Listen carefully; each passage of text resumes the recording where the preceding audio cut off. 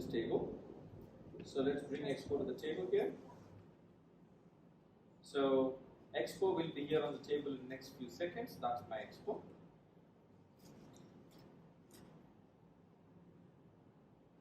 So that's a happy vision looking at the demo. Where is my Expo? My Expo is here. I can carry Expo in my pocket. So if you look at this piece, this is a mixed reality application, what we have developed.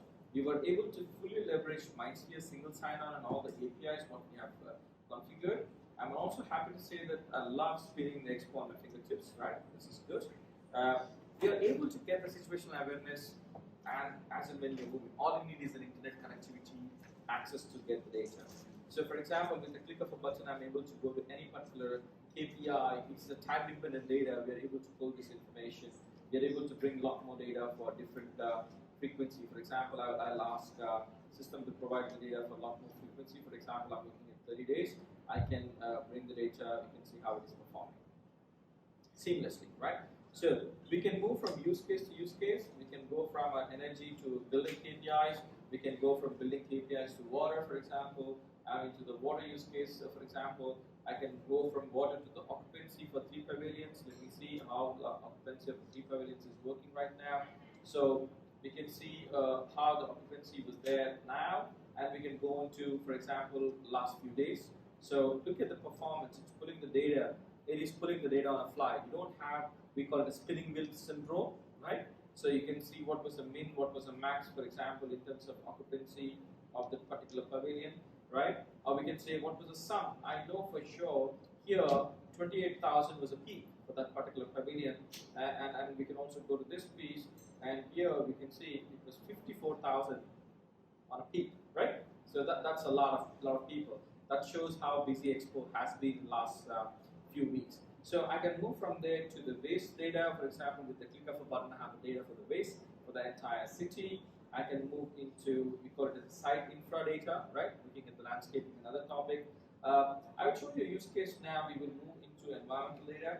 In environmental data, we are able to see different nodes. For example, let me just bring it up.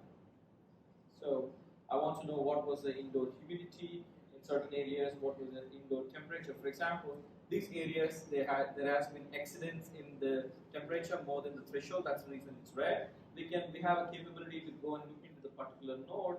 For example, I've selected that node. We can bring the data. These nodes are on 5G, for example. Gotcha. Right? And now we are here in Dubai, but you could actually be in Cleveland, Ohio, or could be in Munich looking at this data. I might be in my own private jet as long as I have internet connectivity which is able to connect us. That's what matters. So we are able to bring a lot more data here with managing all those KPIs and thresholds. For example, all those dotted lines are nothing but your thresholds which are configured as KPIs, and we can see how many times that particular KPI has been breached. For example, here you can see the threshold has been breached, right? So the email and SMS notification is sent, and a lot more of those use cases. So for example, I want to go back. How many of you feel like, in the world of IoT or data, and can you pause a city and see what happened to the city that time? Normally I haven't seen this in the last 24 years, but today we'll show you how to pause a city. We sample data every 15 minutes for energy and water and all those topics. Let us pause the city and see how the city has been performing. Let's do that. I'm going into something called take me back into the time, right? So I'm asking the system to process the data, thousands of data points, right, for the entire city. It takes a few seconds before that is done. And you see a bar on the right side here, right, on the right side, which is giving me a timestamp. I can pause the city here and say, that time, what was the KPI, how it was working. For example, I can go back into some other day. I choose a day, the time of my choice, and say, tell me what was happening in the city that time, right? So I would say, okay, let us continue with the journey. Let's go to the next slot, 15 minutes. Until the hour now, right, it will take me there. For example, I can say, okay, I want to go further more. For example, I will select some other data points, right? Let it pull it out, right? So we'll pull out more data. So here I would say we want to do a lot more data here, and I pause here. So that means you can literally bring any data of your choice.